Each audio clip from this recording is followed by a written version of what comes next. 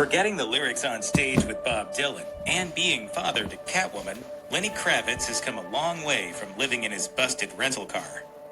Lenny Kravitz was born as Leonard Albert Kravitz on May 26, 1964 in Brooklyn, New York, to a Jewish father and an African-American actress, Roxy Roker. His dad worked as a television producer, and his mom was well known for being a part of the show The Jeffersons. Even though he came from a privileged upbringing, he still had to endure racial remarks because of his interracial background. According to Amo Mama, Kravitz's parents were very different from each other, with the singer even admitting that he shared a different relationship with his mom and dad. For Kravitz, his mom was loving and kind, saying about her, she wasn't someone who would gossip about people, and she was a very good gauge of character. She put others first.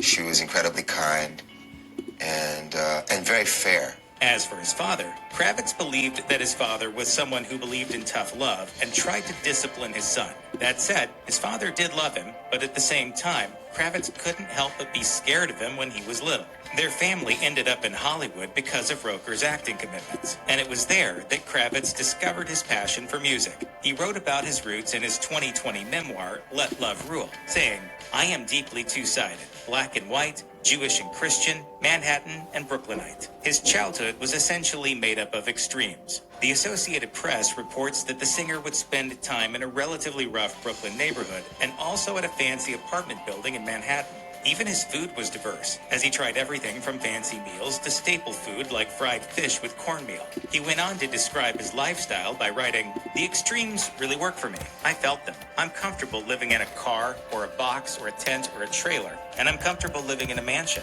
According to biography, even as a child, Lenny Kravitz was intrigued by music and was a part of the California Boys Choir. The Guardian explains that Kravitz was exploring his love for music even when he was a toddler, playing with utensils in the kitchen. He eventually took to playing the guitar, drums, and the piano. His aptitude for music eventually earned him a spot in the music program at Beverly Hills High School, and it seemed that he was destined to be a musician.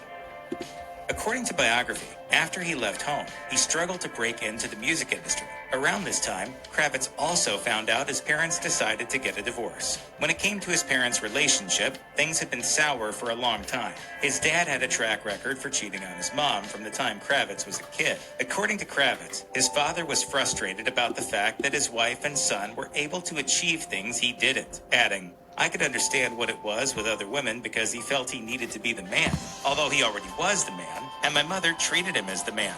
But in a superficial world, she was the star, and he was not." Despite his parents' connections in the entertainment industry, Lenny Kravitz was determined to succeed on his own. According to biography, he stayed in a rented car paying a rental fee of $5 every day. When he decided to leave his parents' home, Kravitz said in an interview with Rolling Stone, "It wasn't that they didn't want me there. It was that I just decided that I needed to go out and do my thing. I didn't want to live under the rules that took place under that roof.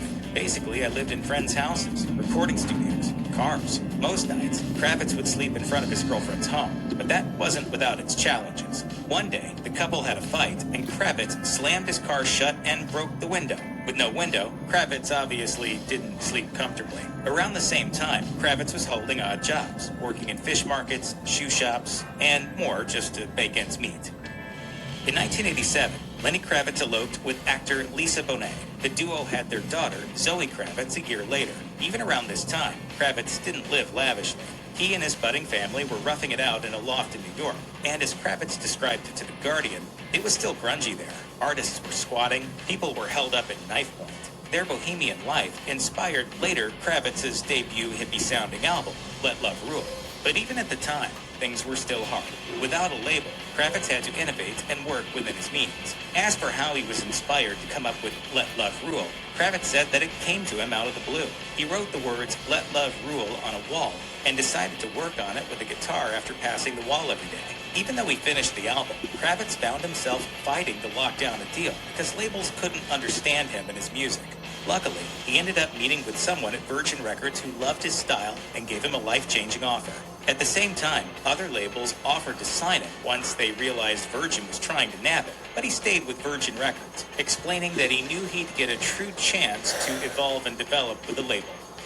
His freshman album wasn't a huge hit, but it also wasn't a dud either. Despite the lackluster response, Kravitz knew he needed something bigger to make a mark on the industry. Little did he know that the pop singer Madonna would be a part of that plan. In 1990, he worked with the musical legend on the song Justify My Love. While Madonna was believed to be taking a risk by releasing the track as the first single from her album, The Immaculate Collection, the gamble ended up paying off. The song was a huge hit, and even today, it's still considered to be one of Kravitz's greatest. He also worked as a supporting act for other notable artists like David Bowie, Tom Petty, and Bob Dylan. Although the Bob Dylan act didn't come without its embarrassment. He called me to come out.